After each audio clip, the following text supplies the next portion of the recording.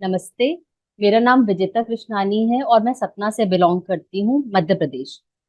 अ, मैं अपना पहले सबसे पहले अपना इंट्रोडक्शन दे देती हूँ। मैंने एमबीए किया है, MBA in marketing and finance from Balaji institute of modern management Pune. और उसके बाद एक अलग सफर शुरू होता है जब मैं बाबा से जुड़ती हूँ, जिसे हम प्यार से शिव बाबा बोलते हैं, परमात्मा शिव को। एक्चुअली देखा जाए तो जो मेरी लाइफ का ट्रांसफॉर्मेशन है वो बाबा से जुड़ने के बाद ही आया, और जो मैं आपको बताने वाली हूँ वो बिल्कुल सच है। इस प्लेटफॉर्म में आकर के मेरा उद्देश्य ही है आपको ये बताना कि जब हम सुप्रीम एनर्जी से कनेक्ट होते हैं तो किस तरीके से हमारी लाइफ चेंज होती है। और जब हमको उसका गाइडेंस मिलता है तो जो भी हमारे रास्ते रास्ते में जो भी ब्लॉक्स होते हैं उसमें हमें क्लैरिटीज मिलना स्टार्ट हो जाती है। तो ये बात है 2012 की, जब मैंने एमबीए कंप्लीट किया। और जिस फैमिली से मैं बिलोंग करती हूँ वहां पे कभी भी जॉब को कभी भी प्रायोरिटी नहीं दिया जाता। वहां पे ये था कि बस पढ़ाई हो गई और अब शादी हो जानी चाहिए। लेकिन मुझे ऐसा लगता था कि मेरे अंदर बहुत पोटेंशियल है और ये कोई समझ नहीं पा रहा है। तो मैं बैठी रहती थी और किससे बात करूं, कौन मुझे समझाएगा। तो मैं धीरे धीरे बाबा से कनेक्ट होती गई, मतलब तब जानती नहीं थी, बस भगवान से बैठ के बातें करती थी कि तुम ही मुझे रास्ता बताओ, क्या चीजें मैं करूं जिससे मेरी लाइफ आगे बढ़े। रोज गीता पढ़ती थी, गीता पढ़ती गई, उसके बाद गीता ज्ञान के सत्संग में जाने लग गई। और एक टाइम ऐसा आया कि मतलब मेरे अंदर इतना ज्यादा ज्ञान को लेकर के चीजें होने लग गई कि मैं सुबह 6 बजे से लेकर 9 बजे तक सिर्फ ज्ञान ही सुनती रहती थी। कभी सुधांशु महाराज को, कभी किसको, लेकिन बस मुझे लगता था कि मुझे ज्ञान की जरूरत है, मुझे समझ की जरूरत है। फिर एक टाइम ऐसा आया कि मैं कभी भी सेंटर जाना नहीं चाहती थी, मतलब ब्रह्मा कुमारीज में जुड़ना नहीं चाहती थी, क्योंकि मैं देखती थी वहां व्हाइट कपड़े पहनते हैं तो मुझे लगता था कि नहीं, मुझे मतलब ऐसी जगह पे नहीं जाना है। फिर क्योंकि किसी और को कोर्स करना था और मुझे बोला गया कि आपको साथ में जाना पड़ेगा। तो जैसे कि भगवान आपको खींच रहा था कि तुम आओ, तुम मुझे ढूंढ रही हो, तो ठीक है, मैंने कहा चलो ठीक है, ये भी एक अच्छा काम है, चली जाती हूँ साथ में।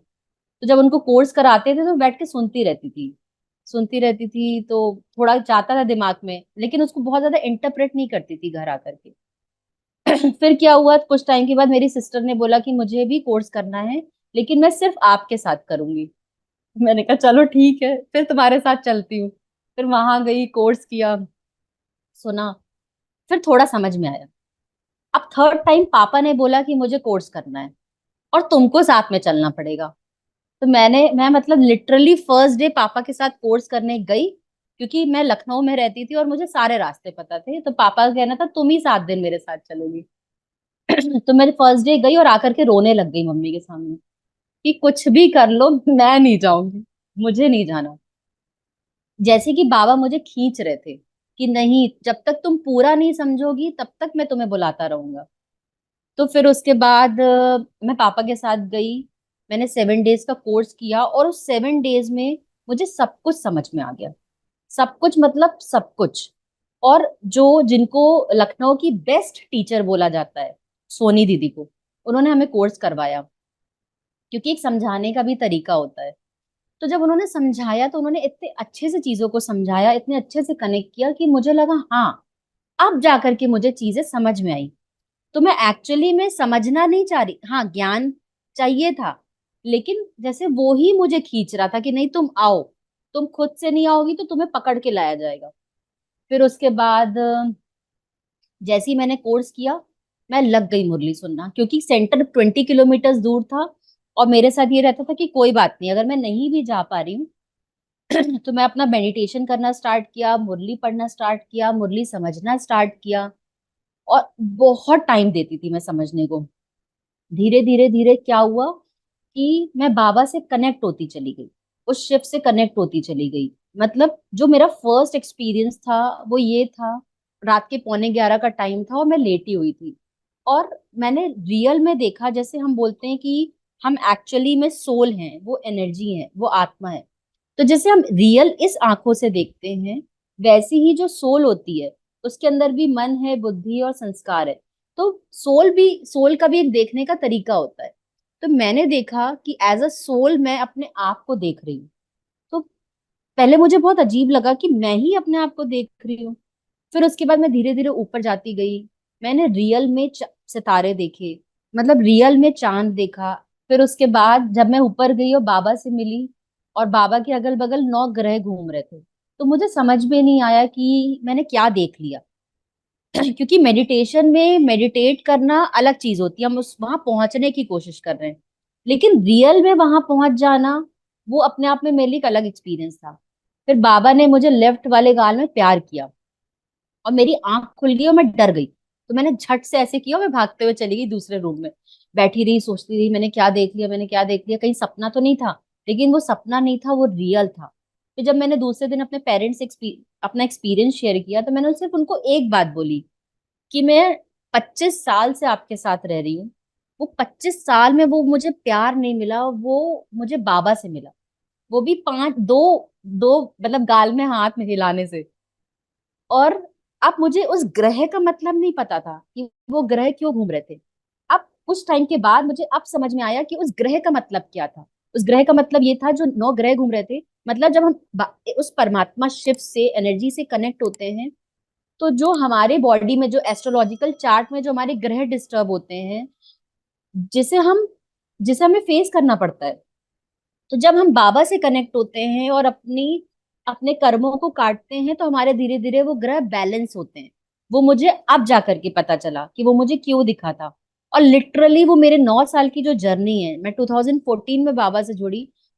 मेरी लाइफ में, मैं पहले भी जब बाबा से नहीं जुड़ी थी, तो भी मुझे ऐसा लगता था कि जैसे कुछ है मेरे अंदर जो मुझे परेशान कर रहा है, और मुझे एज अ सोल बहुत डिप्लीशन फील होता था, जैसे मुझे कुछ चाहिए, लेकिन क्या चाहिए वो किसी को नहीं पता।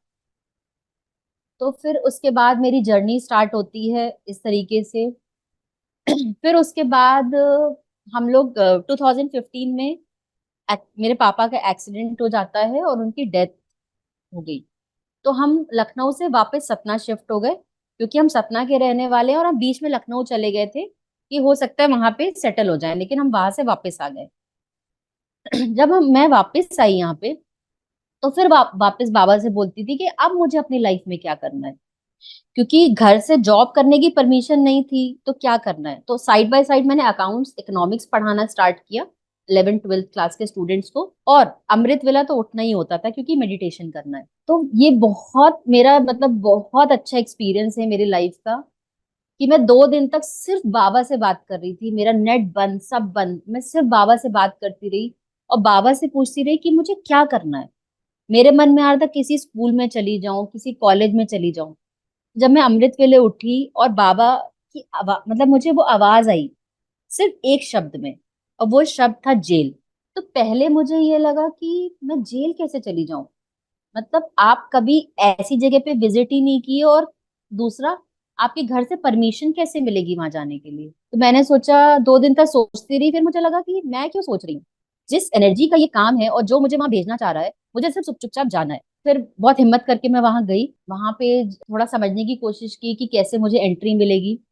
तो वहां पे उस टाइम पे जो सुपरिटेंडेंट थे वहां के, वो थे बीवी शुक्ला सर। उन्होंने कहा एप्लीकेशन लिख के आओ और मुझे कुछ एक किसी संस्था का वो दे दो। तो मैंने कहा मैं ब्रह्मा कुमारी में जुड़ी हुई हूँ, वहां की स्टूडेंट हूँ, तो मैं आपको वहां के लेटर हेड का ला करके दे दूंगी। वहां मुझे चांस मिला 15 डेज वहां पे क्लास लेने के लिए। और उनका हमेशा एक क्वेश्चन होता था जब मैं वहां क्लास लेती थी, मुझे ये बता दो तुमको अंदर कैसे आने मिल गया। क्योंकि उन्होंने मुझे परमिशन नहीं दी थी, जो पूरे भोपाल जोन को ऑपरेट करते हैं वो आए हुए थे, मैं उनसे मिली और उन्होंने मुझे परमिशन दे दी।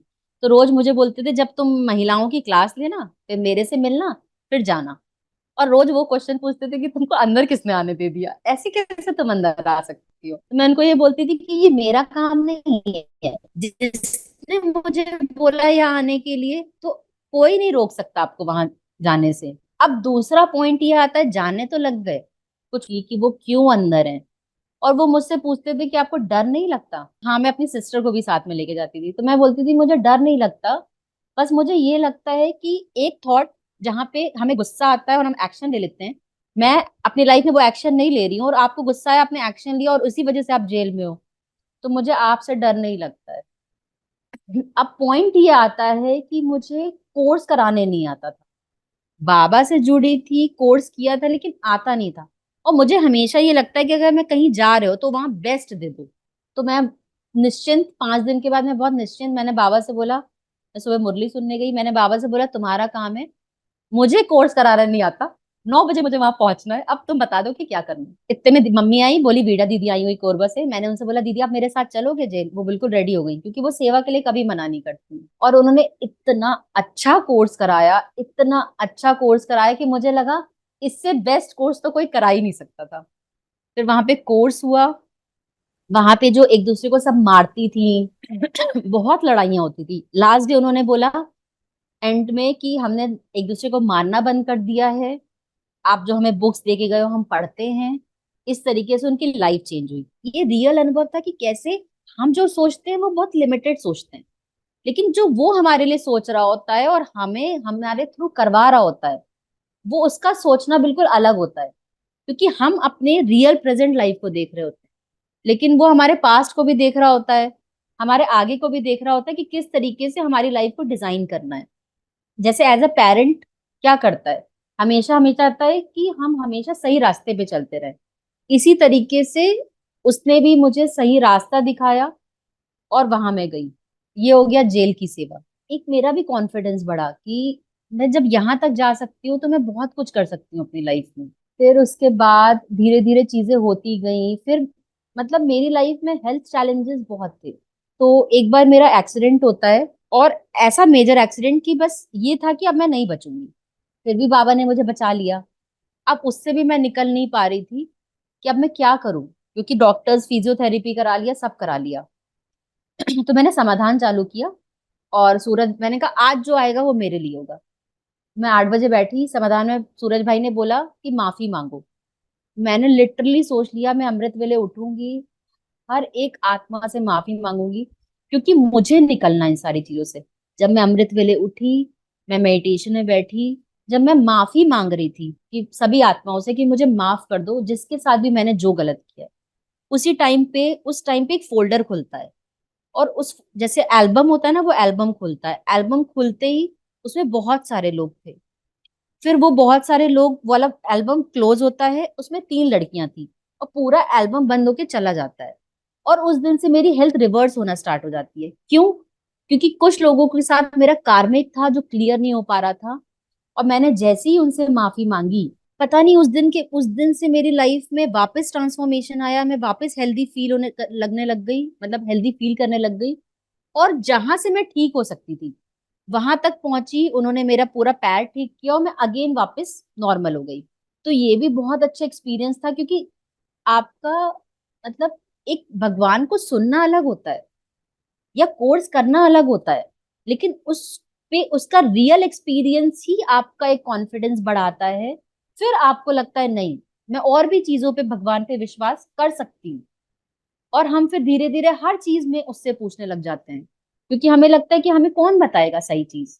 हो सकता है कोई हमें डिसीजन दे, क्योंकि उसका सेल्फिशनेस कहीं जुड़ा हो। फिर एक बार 2000, अब मेरे को एक्चुअली पढ़ाने का मन नहीं करता था, लेकिन ठीक है, ये भी एक अच्छा एक्सपीरियंस था। तो मैंने बाबा से बोला अब मैं पढ़ाना नहीं चाहती हूँ। और इतने में मेरी सिस्टर लखनऊ में तैयारी कर रही थी डीएमआईटी, वो उसकी यूपीएससी की। तो अब उसको कंफ्यूजन था मैं क्या करूँ लाइफ में। तो इसी दौरान मुझे डीएमआईटी के बारे में पता चला। तो मैंने अपनी सिस्टर को बोला एक काम करो, तुम टेस्ट करवा लो, उसके थ्रू तुम्हें पता चल जाएगा कि तुम क्या कर सकती हो। और मेरा भी थोड़ा इंटरेस्ट आने लग गया। फिर उसके बाद मैं भी लखनऊ चली गई डीएमआईटी सीखने, लेकिन एक शर्त पे गई थी कि मैं अपना समय वेस्ट नहीं करूंगी, क्योंकि बहुत सारे डिसीजन मैं बाबा से पूछ के ही, मतलब उनसे पूछ के ही करती हूँ। तो मैंने बाबा से परमिशन ली, तो वहां से मुझे परमिशन मिली, मैं लखनऊ गई।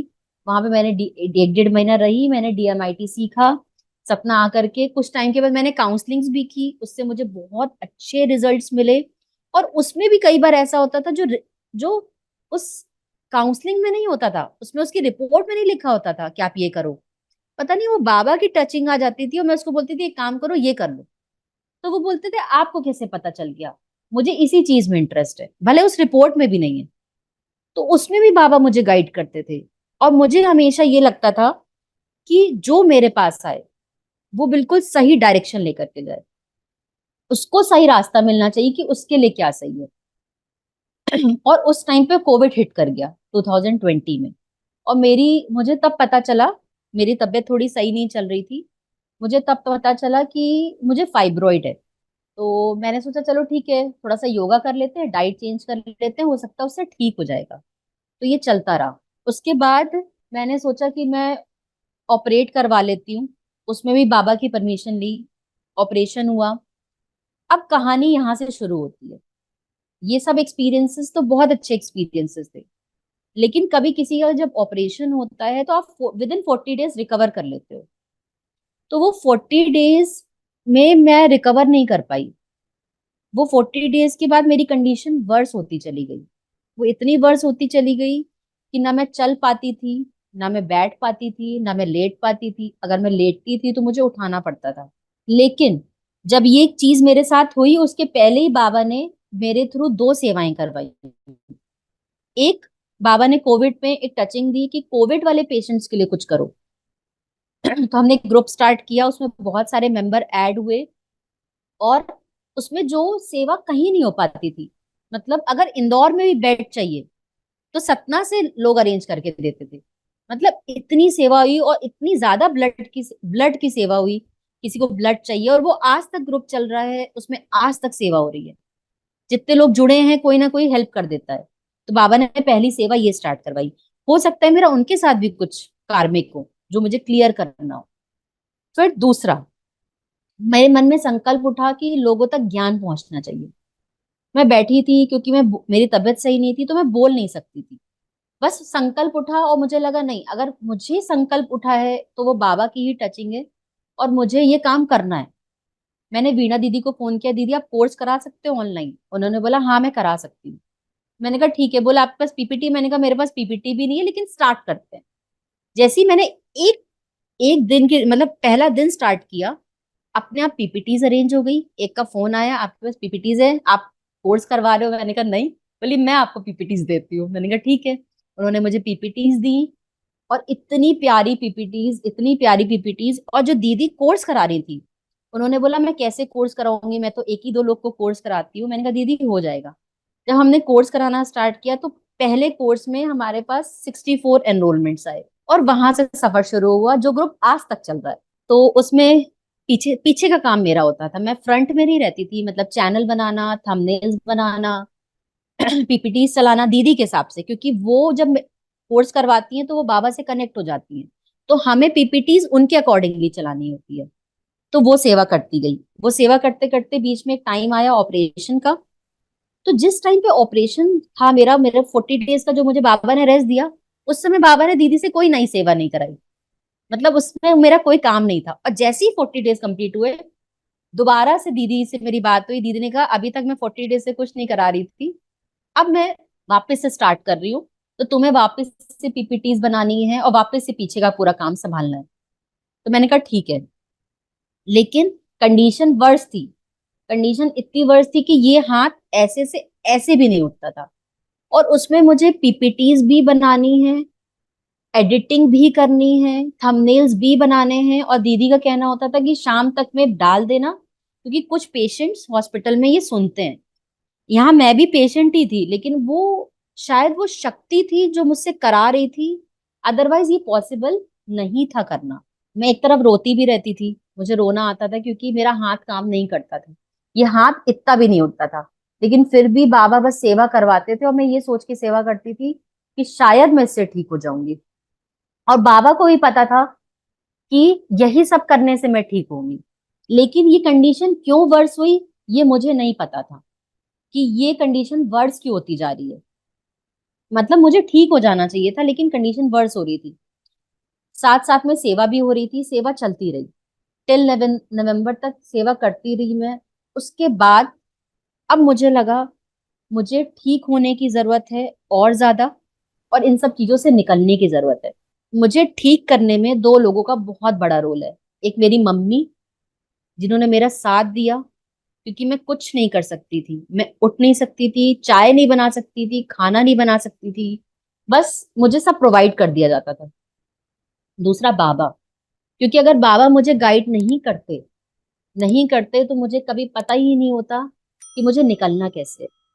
मुझे याद है नवंबर का टाइम था, और टीएमसी चैनल में पत्री जी के थ्रू न्यू एनर्जी वर्कशॉप करवाई जा रही थी पहली बार।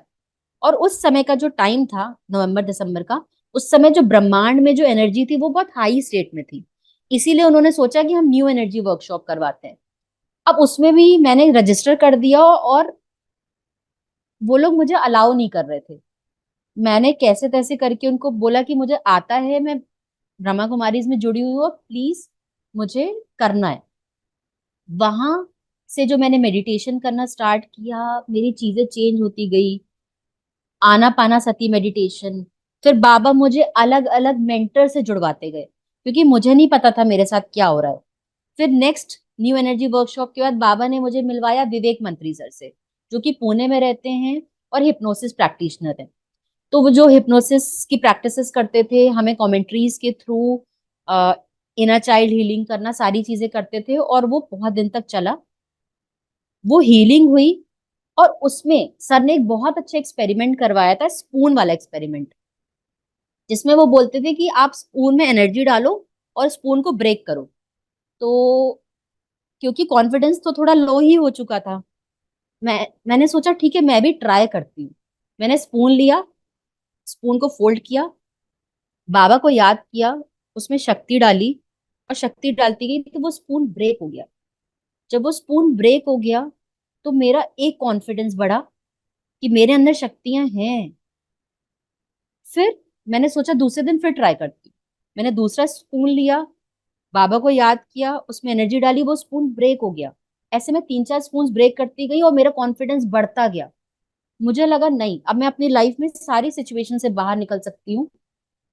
उसके बाद बाबा ने मुझे नमिता पुरोहित से मिलाया। उन्होंने कुछ एनर्जी कॉन्सेप्ट्स के बारे में बताया, चक्रास के बारे में बताया, उस ब्रह्मांड में जो ग्रह के जो मुझे नॉलेज मिली उसके बारे में बताया। फिर मैं नेहा विकास से मिली, जो कि कर्मा हीलिंग प्रैक्टिशनर है। फिर उनकी क्लासेस अटेंड की। उसके बाद उसके थ्रू मुझे कर्मास का नॉलेज मिला डेप्थ में। तो मैंने उसको और समझा, और ये समझ में आया जो आपकी लाइफ में आ रहा होता है वो आप ही का किया हुआ आपके सामने आ रहा होता है। तो you don't have to blame anyone. बस अब ये सोचो निकलना कैसे है बाहर। फिर जैसे ही मैं इनसे निकली, तो मैं साहिबा वासुदेव मैम से मिली, क्योंकि अभी भी मुझे बाहर निकलना था। जब मैं उनसे मिली तो उन्होंने मुझसे सिर्फ एक बात बोली, विजेता यू नीड एंसेस्ट्रल हीलिंग। तुम्हें एंसेस्ट्रल हीलिंग्स करवानी पड़ेंगी, जैसे ही तुम ये करोगी तुम और आगे बढ़ जाओगी। फिर मैंने चैनल ढूंढना स्टार्ट किया कि मैं कहाँ से कर सकती हूँ। उसके बाद मेरे सामने आया एक चैनल। जब मैं अमृत वेले उठी, अमृत वेले बैठी, और बाबा को मैंने बोला, बाबा मैं खुद से तो मेडिटेशन नहीं कर पा रही, लेकिन क्योंकि मुझे निकलना है। तो जैसे ही मैंने अमृत वेले यूट्यूब चैनल खोला, उसमें आया शिवोहम 333। उस चैनल से जब मैं जुड़ी, उसके बाद 1 साल तक मैं उनसे जुड़ी रही, अभी भी जुड़ी हूँ। 1 साल तक मेरा मेडिटेशन चलता रहा, उसमें चक्रास का meditation, ancestral meditation, inner child meditation, womb healing. ये सारी हीलिंग्स आपके इमोशंस को बैलेंस करती है। और जैसे धीरे धीरे धीरे मेरे इमोशंस बैलेंस होते गए, मेरे चक्रास बैलेंस होते चले गए, तो फिर मुझे लगा मुझे और निकलना है। मैं बहुत निकल गई हूँ, लेकिन अभी थोड़ा सा बाकी है। और क्या होता है, कई बार मेरे साथ ऐसा होता है कि कुछ होने वाला होता है तो मुझे पता चल जाता है, या कुछ कोई कर रहा होता है तो मुझे पता चल जाता है। बीच बीच में एक और चीज मेरे साथ होती थी लाइफ में, कि जब भी मैं थोड़ा आगे बढ़ती थी, मुझे मेरे पापा आते थे, वो मुझे बोलते थे तुम सही जा रही हो, और वो बिल्कुल रियल होता था। उसके बाद पापा आए, उन्होंने मुझे बोला मैं नहीं गया हूँ। जब मुझे बोला मैं नहीं गया हूँ, तब मुझे समझ में आया कि कोई बात है। और उसके बाद, क्योंकि मुझे ऐसे लग रहा था मैं बंधी हुई हूँ, किसी ने मुझे बांधा हुआ है, मैं कुछ सोच नहीं पा रही हूँ। तब मुझे पता चला जो नेगेटिव एनर्जीज की बात होती है, ब्लैक मैजिक की बात होती है। तब मुझे पता चला कि जो ऑपरेशन हुआ और उसके बाद जो मैं ठीक नहीं हो पा रही थी, it's just because of this. ये ब्लैक मैजिक की वजह से था। और जब मेरे ऊपर कोई कर रहा था, फेब मार्च में, जिस दिन कोई कर रहा था, उस दिन मैंने अपनी मदर को बोला था कि कोई कुछ कर रहा है। लेकिन सबको लगा कि मैं ऐसे ही बोल रही हूँ। कई बार ऐसा एक ओकेजन भी, एक बार ऐसा इंसिडेंट भी हुआ था कि जैसे हम हीलिंग करते हैं, मैं हीलर हूँ, जैसे हम हीलिंग करते हैं, तो हीलिंग में हम क्या करते हैं, सामने वाले को पॉजिटिव एनर्जी देते हैं और उसको ठीक करते हैं। इसी तरीके से ब्लैक मैजिक में होता है कि आप सामने वाले को नेगेटिव एनर्जी देते हो। एक बार क्या हुआ था, मतलब मैं बैठी हुई थी और मुझे ऐसे लगा कि जैसे अंदर से कोई मेरा गला पकड़ के खींच रहा है। वो खींचता गया मेरा सर, मैं कितना ऊपर लेके जाऊं, मैं कितना लेके जा सकती हूँ इतना, लेकिन कोई खींच रहा था और मैं रो रही थी बैठ करके। मैं बहुत परेशान थी और मैं सिर्फ बाबा को याद कर रही थी। ये पूरा मेरा एक दिन बीत गया। जब मैंने किसी रेकी हीलर से चेक कराया तो उन्होंने बोला किसी ने आपके ऊपर कुछ किया है। फिर उसने हीलिंग की और मुझे ठीक किया। मतलब इस तरीके से चीजें होती गई। बाबा ने मुझे मेडिटेशन करना सिखाया, क्योंकि मैं सेंटर भी नहीं जा सकती थी। घर बैठ के मुझे बाबा ने मेडिटेशन करना सिखाया। मैंने रेकी सीखा, पेंडुलम डाउजिंग सीखा अपनी खुद। उसके बाद जब सब कुछ होने के बाद, उस ब्लैक मैजिक के इम्पैक्ट से निकलने के बाद, मैंने खुद अपनी बहुत सारी हीलिंग की। जितनी भी नेगेटिव एनर्जीज थी, जिसके जिसके बीच में वो एनर्जीज काटी मैंने, और इस तरीके से मैं चीजों से बाहर निकली। तो ये सारी चीजों से बाहर निकलने में कम से कम मुझे 3 से 4 साल लगे। इतना टाइम लगा, ये बहुत लंबा सफर था। और कई बार ऐसा होता है जब आपके ऊपर किया जाता है तो आपको ऐसे लगता है कि मैं सुसाइड कर लूं। मेरे साथ भी हुआ था। एक दिन ऐसा था कि मुझे लगा कि मुझे अब, आज मेरा लास्ट डे है, मुझे सुसाइड कर लेना चाहिए। लेकिन मुझे ये नहीं पता था कि वो ब्लैक मैजिक की इम्पैक्ट की वजह से आप ऐसा सोचने लगते हो। फिर मैंने बहुत हिम्मत की, जहां मैं योगा जाती थी उनके पास गई। उन्होंने मुझे कुछ बताया कि ये बना के आप लोगे तो आपको थोड़ा सा सही लगेगा। वहां से, उस दिन जब मैंने वो सारी चीजें ली, जैसे बाबा ने ही मुझे वहां भेजा हो कि तुम जाओ, क्योंकि उस दिन मैंने सोच लिया था बस अब ये इसके बाद मुझसे नहीं हो पाएगा। और ऐसी चीजें होती गई। उसके बाद जब मैं बिल्कुल ठीक हो गई और मेरे पास एक जन हीलिंग करवाने आए, और मैंने उनकी हीलिंग की और वो 25 डेज में बिल्कुल ठीक हो गए, जो वो कहीं से ठीक नहीं हो पा रहे थे, तो मेरा कॉन्फिडेंस और बढ़ा। तो उन्होंने मुझे बोला कि आपको इतना टाइम लग गया और हम इतनी जल्दी कैसे ठीक हो गए, क्योंकि हमें रिसर्च करने में टाइम लग गया, हमें एक एक चीज को समझने में टाइम लग गया। लेकिन एज अ हीलर जब हम हीलिंग्स करते हैं अब, तो हम सब जितना हमने सीखा है वो हम सब कुछ एक बंदे को हील करने में लगा देते हैं। और मुझे हमेशा से ये लगता है कि जो खुद कुछ नहीं कर सकता, आपकी लाइफ में जब सिचुएशंस आती हैं तो कई बार आप खुद कुछ नहीं कर पाते, उसमें जो हीलर होता है वो ही आपको हीलिंग करके आपको चीजों से बाहर निकाल सकता है। उसके अलावा आप निकल ही नहीं सकते, क्योंकि मेरा खुद का पर्सनल एक्सपीरियंस ये रहा है। इस तरीके से मेरी जर्नी रही।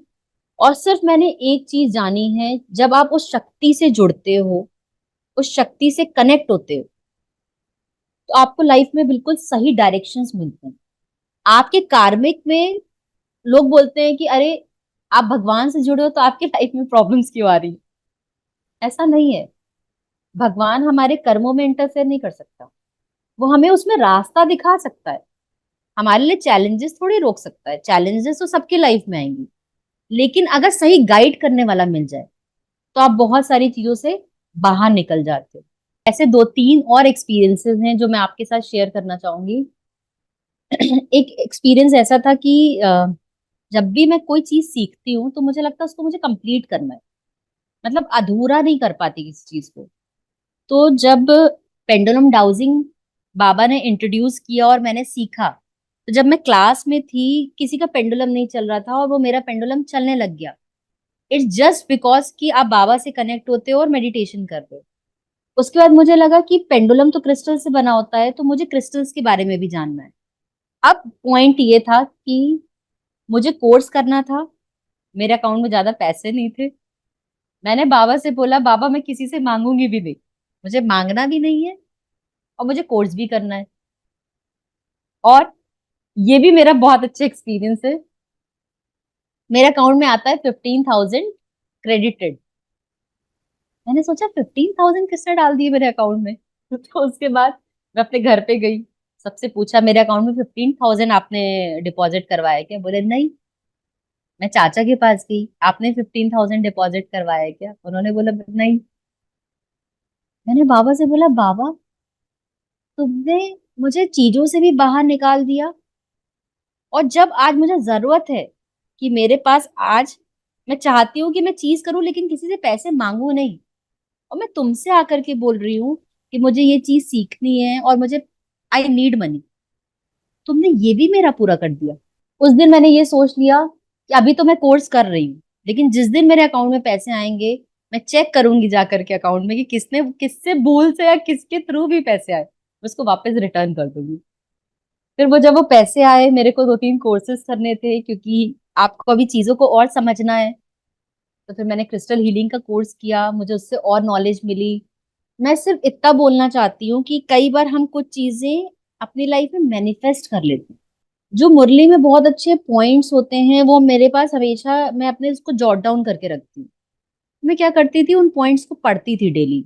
रात को जब सोऊंगी तो उसको पढ़ना है, मॉर्निंग में जब उठना है तो उसको पढ़ना है। तो उसमें मैंने एक चीज मैनिफेस्ट की थी कि मैं एक स्पिरिचुअल हीलर हूँ। तब मैं हीलर थी नहीं, मैं एक स्पिरिचुअल हीलर हूँ, और जो मेरे पास आएगा वो ठीक होकर के चला जाएगा। और मैं उसको रोज बोलती थी। ये जब मैं बीमार होने के पहले की बात बता रही हूँ। मैं मैं एक स्पिरिचुअल हीलर हूँ, जो मेरे पास आएगा वो ठीक होकर के चला जाएगा। मुझे नहीं पता था कि मेरी लाइफ में सिचुएशंस आने वाले हैं, मुझे बाबा निकालने वाले, फिर मुझे लोगों को निकालना है। लेकिन सबसे पहली प्रैक्टिस मैंने बाबा की तब स्टार्ट की थी। बहुत सारे कोर्सेज किए हैं, सब जगह बताया जाता है प्रैक्टिस करो, कि मैं बहुत हेल्दी हूँ, मैं ये हूँ। लेकिन बाबा के जो स्वमान है, मुझे लगता है उस स्वमान का कंपैरिजन किसी से नहीं है। बाबा जो बताते हैं कि तुम मास्टर सर्वशक्तिमान आत्मा, जब मैंने उसकी प्रैक्टिस की, ये पहली प्रैक्टिस थी जो मैंने प्रैक्टिस स्टार्ट की थी, तो क्या करते थे, 108 टाइम्स रात को लिख के सोते थे, और जैसी ही सुबह आंख खुलती थी 108 टाइम्स यही लिखते थे कि मैं मास्टर सर्वशक्तिमान आत्मा। और मुझे याद है कि एक सपना आता था जो मुझे बहुत परेशान करता था। तो बहुत सारे हमने कॉन्सेप्ट सुने हैं, सबकॉन्शियस माइंड के कॉन्सेप्ट, बहुत सारी बुक्स हैं।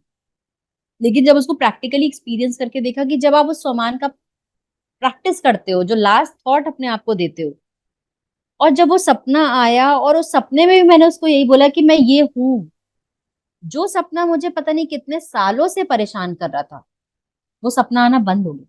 ये है पावर। और कई बार जब हम ज्ञान सुनते हैं, तो हमें कई लोगों को लगता है कि पता नहीं क्या बता रहे हैं। वो अपना तब होता है जब हम उसको एक्सपीरियंस करके देखते हैं। ऐसे ही मुझे एक सपना, थर्ड क्लास में थी, मुझे एक सपना आया था। वो सपने में दो लोग मुझसे मिलने आए, और वो मेरे मेरे ही हायर सेल्फ थे, जो मुझे अब पता चला जब मैं ज्ञान में आई। तो मुझे हमेशा लगता था वो मुझसे क्यों मिलने आए। मुझे बादलों में भी वही दिखते थे, हर वक्त वही दिखते रहते थे। जब बाबा का ज्ञान मिला, जब बाबा ने बताया कि ये ट्रांसफॉर्मेशनल टाइम चल रहा है, कलयुग से सतयुग की तरफ एक ट्रांसफॉर्मेशन हो रहा है। दूसरी चीज, कई बार क्या होता है, हम लोग बोलते हैं कि कलयुग अभी बचा है ना, तो वो बुक्स भी तो अपडेट नहीं हो रही। उन बुक्स में भी अपडेट होना चाहिए। अगर इतने साल बचा है तो कुछ टाइम के बाद कम साल बचना चाहिए। तो जो बाबा का एक एक ज्ञान का, मुझे लगता है जो क्रक्स था, उसको मैं समझने की कोशिश करती थी और उसको अपनी लाइफ में अप्लाई करने की कोशिश करती थी। कई बार साथ ऐसा भी होता था कि मैं अमृत वेला उठती थी क्योंकि मुझे लगता था मुझे बाबा ने बोला है। और कई बार मुझे ये भी लगता था कि पूरी दुनिया सो रही है और मैं क्यों उठी हूँ। तो मैं बाबा को बहुत प्यार से बोलती थी, मुझे नहीं उठना, मुझसे नहीं हो रहा। लेकिन फिर बाबा प्यार से मुरली में चीजों को समझाते थे। फिर उसको वापस से रिपीट करती थी, और इस तरीके से मेरी लाइफ ट्रांसफॉर्म हुई।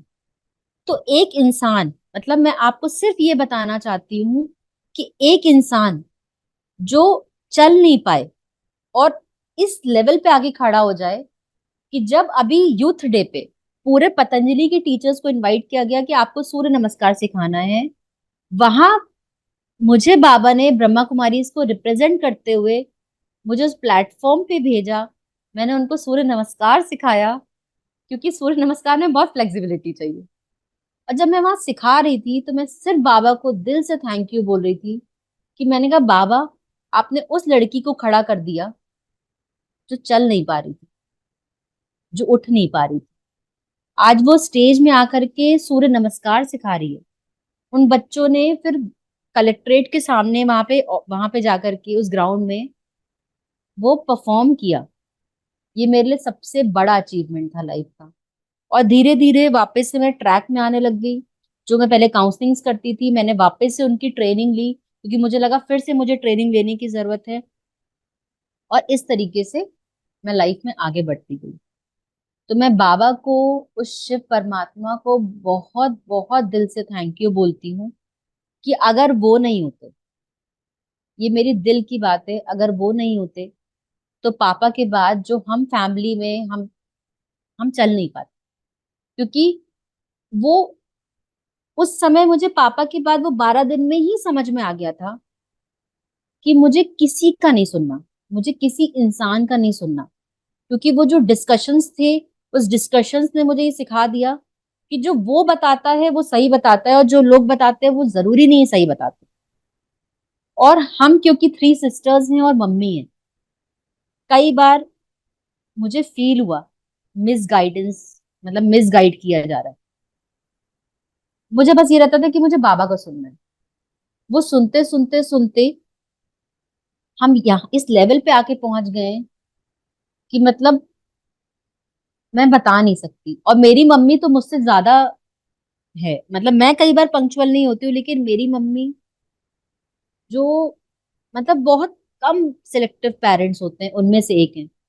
मतलब जिसका भरोसा था कि मैं वापस खड़ी हो जाऊंगी।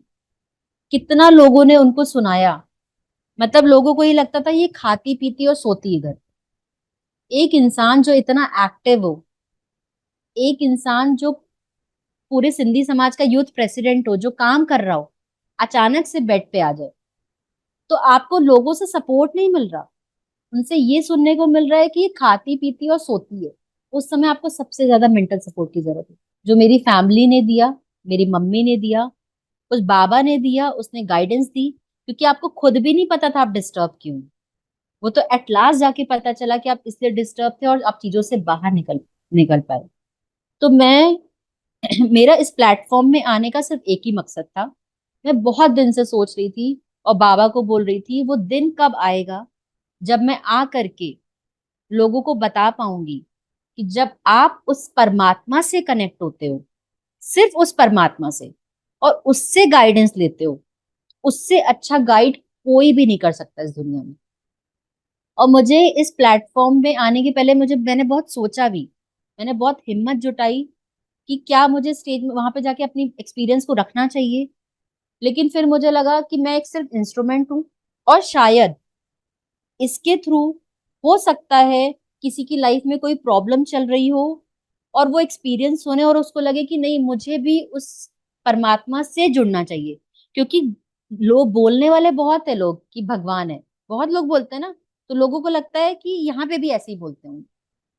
एक बार आप कोर्स करके देखिए, एक बार आप मुरली पढ़ के देखिए, एक बार आप मेडिटेशन करके देखिए, उससे कनेक्शन जोड़ के देखिए, उसके बाद आपकी लाइफ चेंज नहीं हो तो आप बताइएगा। ये ट्रू है। गीता में भी लिखा है कि कलयुग के अंत में मैं आता हूं और कोटों में कोई मुझे पहचान पाता है। ये वही समय चल रहा है जिस समय भगवान आकर के खुद, जो जो खुद वो सोल डिप्लीट नहीं होती, जो कि सुप्रीम एनर्जी है, वो आकर के हम सबको, हम सब उनके बच्चे हैं, हम सबको आकर के वो ज्ञान देते हैं, वो समझ देते हैं। क्योंकि सतयुग त्रेता युग तक तो ठीक है, हम एक गाइडेंस पे थे, लेकिन द्वापर युग से हमने खुद सोचना स्टार्ट कर दिया, गलत चीजें करना स्टार्ट कर दिया क्योंकि हम किसी के गाइडेंस पे नहीं थे ना। तो बाबा आते हैं इस धरती पर कि अब जो तुमने अपनी गलतियां की उसको सुधारो। वो कैसे सुधारोगे?